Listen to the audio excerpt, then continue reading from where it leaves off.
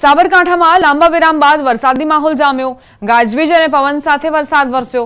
અસહ્ય ઉકળાટ બાદ વરસાદી માહોલ છવાયો। ખેડૂતોમાં ચિંતાનો માહોલ ઉભો થયો।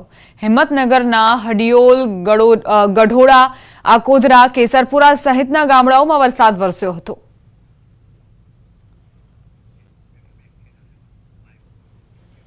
ખેડા જિલ્લાના મહેમદાવાદમાં મુશળધાર વરસાદ ખાબક્યો। 20 દિવસના વિરામ બાદ મુશળધાર વરસાદ વરસ્યો।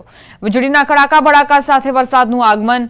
ઉકળાટભર્યા વાતાવરણ બાદ વરસાદ વરસતા ઠંડક પ્રસરી। મહેમદાવાદ શહેર સહિત ગ્રામ્ય વિસ્તારોમાં પણ વરસાદ નોંધાયો। ખાતરજ, મુકવા, મોદજ, નેનપુર સહિતના ગ્રામ્ય વિસ્તારોમાં વરસાદ ખાબક્યો।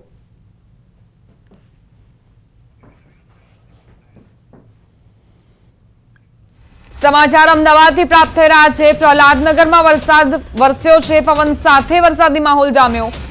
પવનની ગતિ પણ વધુ નોંધાઈ। વરસાદથી વાતાવરણમાં ઠંડકનો અહેસાસ અમદાવાદીઓને થઈ રહ્યો છે, કારણ કે ગરમી અને બફારાના કારણે અમદાવાદીઓ પરેશાન હતા। સવાર દરમિયાન તડકાએ પણ પરેશાનીનો સામનો કરવા મજબૂર કર્યા હતા અમદાવાદીઓને, અને હવે વરસાદની એન્ટ્રીથી જ ઠંડકનો અહેસાસ લોકોને થઈ રહ્યો છે। અમદાવાદમાં ફરી વરસાદી માહોલ જામ્યો છે। લાંબા વિરામ બાદ વરસાદ વરસતા વાતાવરણમાં ઠંડક પ્રસરી। ભારે ઉકળાટ અને ગરમીથી અમદાવાદીઓને થોડી રાહત મળી છે। અમદાવાદના કેટલાક વિસ્તારોમાં વરસાદ નોંધાયો। ચાણક્યપુરી, ઘાટલોડિયા, સાયન્સ સિટીમાં વરસાદ। ભારે પવન સાથે ધોધમાર વરસાદની એન્ટ્રીથી લોકોને ઠંડકનો અહેસાસ થયો।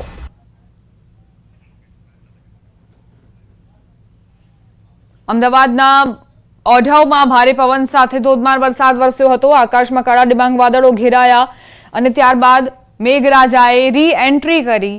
વિઝિબિલિટીમાં પણ ઘટાડો જોવા મળ્યો છે। પવનની ગતિ પણ ખૂબ જ તીવ્ર નોંધાઈ હતી। ભારે પવન સાથે ઓઢવમાં વરસાદ ખાબક્યો હતો।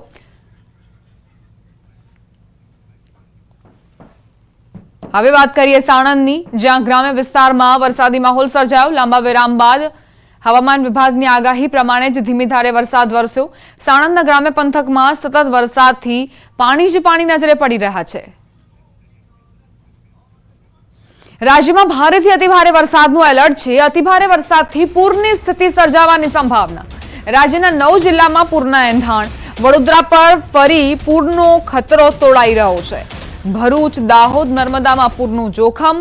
નવસારી, પંચમહાલ, સુરતમાં પણ પૂરનું જોખમ। તાપી, વડોદરા, વલસાડમાં પૂર આવી શકે છે। હવામાન વિભાગે પૂરનું એલર્ટ આપ્યું છે।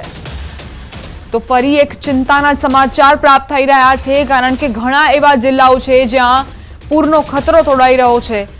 અતિ ભારે વરસાદના કારણે પૂર આવી શકે છે તેવી સંભાવના। 9 જિલ્લા એવા છે જેમાં વડોદરાનો સમાવેશ થાય છે। ભરૂચ, દાહોદ, નર્મદા, નવસારી, પંચમહાલ, સુરત, તાપી, વડોદરા, વલસાડમાં પૂર આવી શકે છે। પૂરના ખતરામાં નાગરિકોને સાવધાની રાખવી પડશે।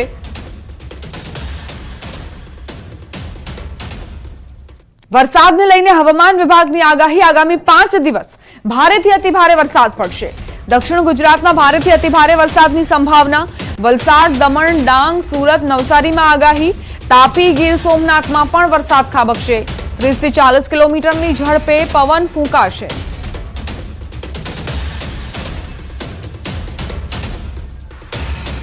दिन तक भारी टू अति भारी बरसात का संभावना है। इसमें आपका गुजरात रीजन जो है वाइड स्प्रेड बारिश है अगले 5 दिन तक, और उसके अगले 2 दिन फेयरली वाइड स्प्रेड है। और सौराष्ट्र कच्छ के लिए अगले 2 दिन स्कैटर्ड रहेगा, और उसके अगले 3 दिन फेयरली वाइड स्प्रेड रहेगा, और उसका लास्ट जो 2 दिन रहेगा हेवी रेनफॉल वार्निंग जो दिया गया है।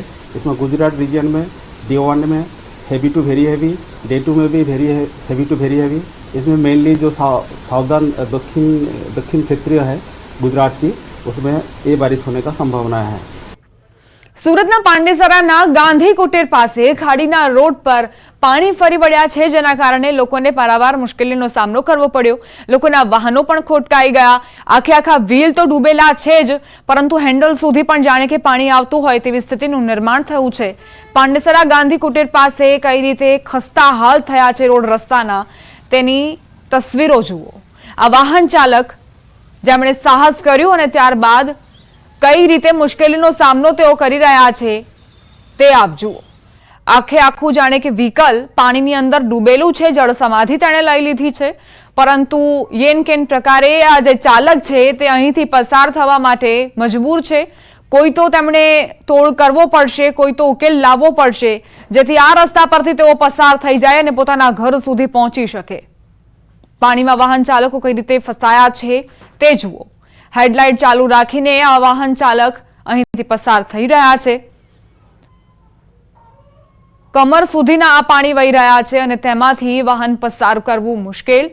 જો થોડું પણ સંતુલન બગડે તો આ વાહન ચાલક અકસ્માતનો ભોગ બને।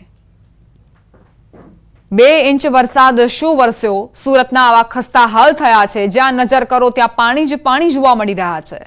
રોડ પર પાણી ફરી વળ્યા છે અને આ વાહન ચાલક પસાર થવા મજબૂર છે, કોઈ વિકલ્પ નથી।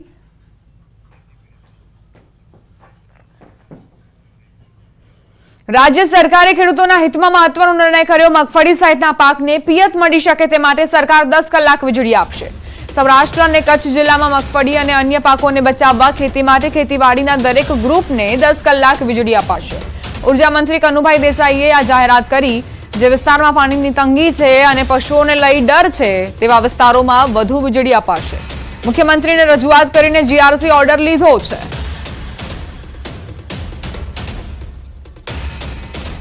જે વિસ્તારમાં મગફળીનો પાક છે અને વરસાદની તંગી છે ત્યાં 8 કલાક જે આપણે વીજળી આપીએ છીએ એના બદલે 10 કલાક વીજળી આપવાનું નક્કી કરવામાં આવ્યું છે અને દરેક ખેડૂતો તેમજ અમારા ધારાસભ્યો આનાથી ખુશખુશાલ થયા છે।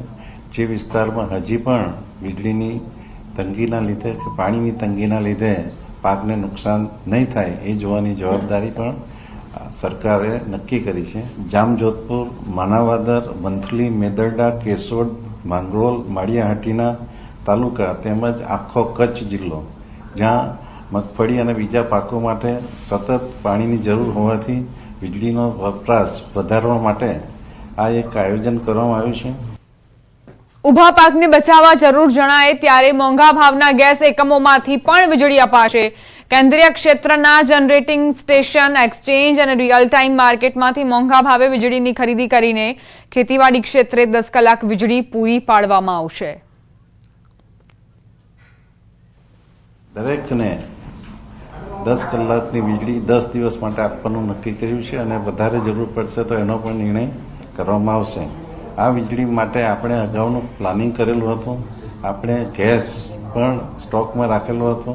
જ્યારે બીજા રાજ્યમાંથી આપણને વીજળી નહીં મળી શકે તો આપણે પોતે આપણા ગેસના પ્લાન્ટો ભલે એની યુનિટ કોસ્ટ વધારે આવે છતાં પણ ચાલુ કરીને આપણે ખેડૂતોને આપવાનો નિર્ણય કર્યો છે। વડોદરાના વણિયાદ ગામે 500 વીઘામાં